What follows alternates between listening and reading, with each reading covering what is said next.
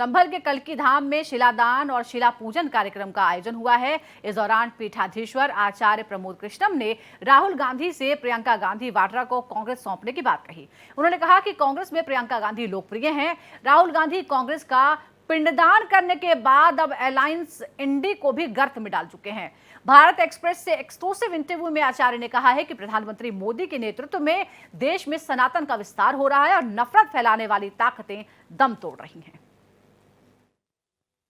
कल्की धाम में बहुत ही भव्य और सुंदर आयोजन हो रहा है। शिला पूजन और शिलादान का कार्यक्रम किया जा रहा है आचार्य जी। यहाँ पर फरवरी में प्रधानमंत्री आए थे, उन्होंने शिलान्यास किया हुआ था।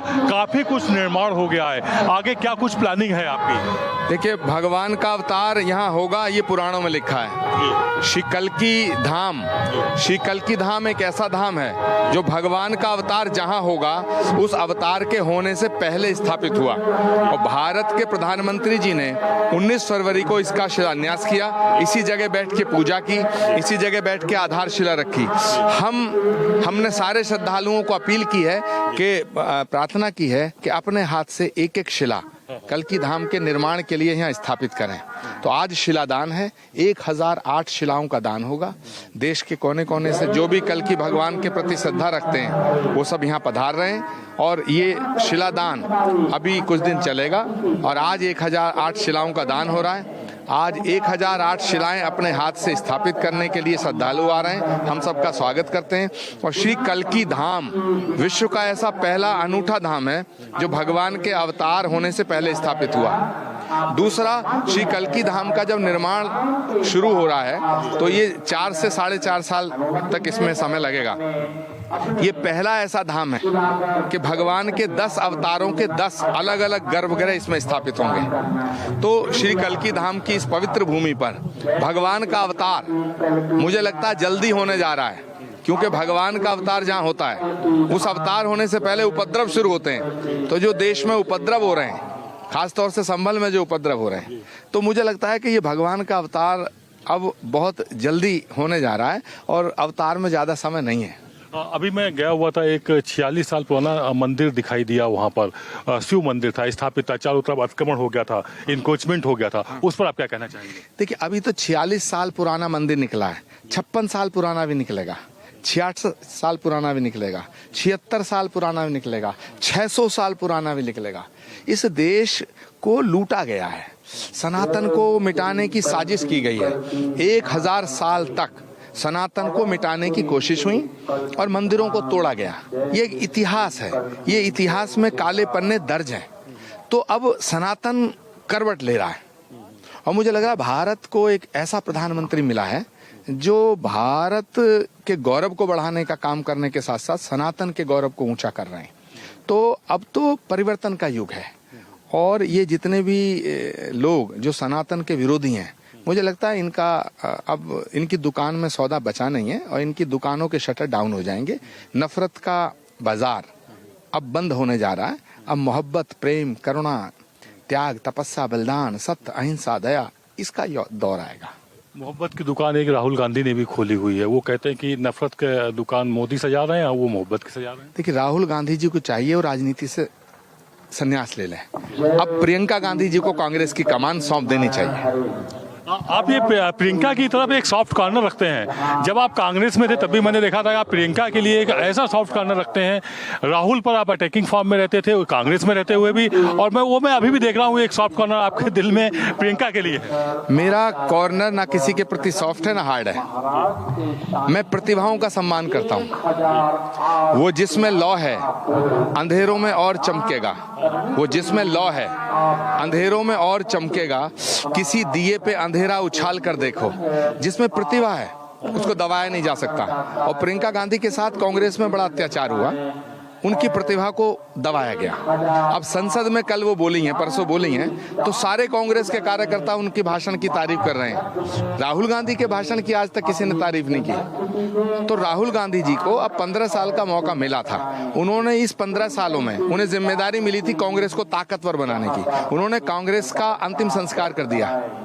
अब वो थोड़े दिन से उनको जिम्मेदारी मिली इंडिया गठबंधन की, उन्होंने गठबंधन का पिंडदान कर दिया। तो अब राहुल गांधी जी को मैं सलाह देना चाहता हूँ कि वो अपने को राजनीति से दूर करें, जन सेवा में लगाएं, थोड़ा इतिहास को जानें, भारत को घूमें, भारत की भावनाओं को समझें। कल जो उन्होंने बोला है मनुस्मृति, अरे भाई मनुस्मृति से तुम्हारा झगड़ा क्या है? आपने मनुस्मृति का मान नहीं पढ़ा। मनुस्मृति में जाति व्यवस्था ही नहीं है, कर्म के आधार पे वर्ण है, वर्ण व्यवस्था है। सोने का काम करने वाला सुनार, लोहे का काम करने वाला लोहार, लकड़ी का काम करने वाला बढ़ई। हमारे जाति व्यवस्था कहाँ है? आप बेमतलब मनु महाराज के पीछे पड़े हैं। तो मुझे लगता है राहुल गांधी अपरिपक्व बालक की तरह व्यवहार करते हैं। ठीक है, वो करते रहे, पर वक्त आ गया कि कांग्रेस की कमान प्रियंका गांधी को सौंप देनी चाहिए। अयोध्या मंदिर के बाद एक बड़ा मंदिर निर्माण होने जा रहा है कल्की धाम का, और लोग बहुत उम्मीद लगाए हुए हैं। प्रधानमंत्री भी अयोध्या में प्राण प्रतिष्ठा के कार्यक्रम के बाद अगर किसी बड़े आयोजन में पहुंचे हैं तो सीधे कल्की धाम आए हुए थे। तो इस कल्की धाम का निर्माण कितना भव्य और दिव्य होने वाला, जैसा आपने कहा 10वें अवतार को यहाँ स्थापित किया जाएगा, किस तरह का मंदिर का स्वरूप होगा? श्री कल्की धाम बहुत ही भव्य और दिव्य उसका स्वरूप होगा। श्री कल्की धाम भगवान के होने वाले अवतार का धाम है। श्री कल्की धाम एक ऐसा धाम है, इसके बाद भगवान का कोई अवतार नहीं होगा। ये सनातन के अंतिम अवतार का धाम है। तो मुझे लगता है कि भगवान के होने वाले अवतार का धाम यहाँ स्थापित हुआ है।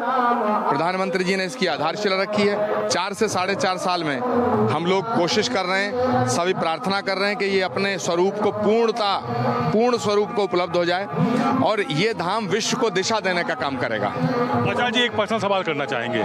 जब प्रधानमंत्री यहाँ आए थे तो उन्होंने आपकी माता जी का जिक्र किया था, बड़ा भावुक करने वाली वो प्रसंग था। मैं उसको समझना चाहूंगा, अपने दर्शकों को बताना चाहूंगा कि आपको कल्की धाम बनाने की प्रेरणा कहाँ से मिली? देखिए, श्री कल्की धाम बनाने का संकल्प हमने लिया 18 साल पहले। तो तब लोग हंसा करते थे कि भाई जब कल्की का अवतार ही नहीं हुआ तो धाम कैसे बन जाएगा। मेरा संकल्प था कि कल्की धाम बनेगा, भगवान जहां आएगा वहां धाम बनना चाहिए, और इस संकल्प को शक्ति भारत के प्रधानमंत्री जी ने दी इसका शिलान्यास करके।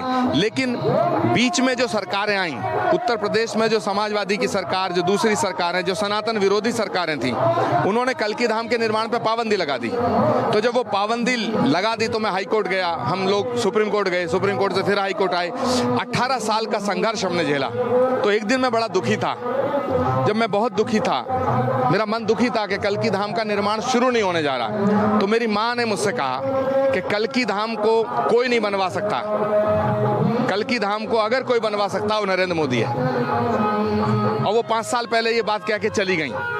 वो कल्की धाम के निर्माण को देखना चाहती थी, लेकिन उससे पहले चली गई। तो मेरे मन में वो बात उनकी आती थी, और इस विषय को मैंने प्राइम मिनिस्टर के सामने जब रखा तो नरेंद्र मोदी जी ने इस भावना का स्वागत किया और सम्मान किया।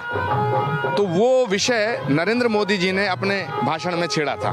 और मैं चाहता हूं कि कल्की धाम, जो लोग अपनी माँओं के प्रति श्रद्धा रखते हैं, उन्हें अपनी माँ के नाम से, अपनी माँ की स्मृति में, अपनी माँ के सम्मान में एक शिला श्री कल्की धाम के अंदर स्थापित करनी चाहिए। पूरे भारत के नहीं, पूरे विश्व के सनातन के मानने वाले लोगों को मैं ये कहना चाहता हूँ, जो मातृ देवो भव कहते हैं, वो अपनी माँ की स्मृति में श्री कल्की धाम में एक आधारशिला, एक शिला का दान करने के लिए कल्की धाम आए। ये थी हमारी खास बातचीत आचार्य प्रमोद कृष्णम से, जिन्होंने स्पष्ट किया और कहा, अपील की कि जो भी अपनी माँ से अगर आस्था रखते हैं वह एक शिला का दान जरूर कल्की धाम में करें और कल के मंदिर निर्माण में अपनी आहुति दें। कैमरा पर्सन हुकुम सिंह के साथ आदित्य द्विवेदी, संभल, भारत एक्सप्रेस।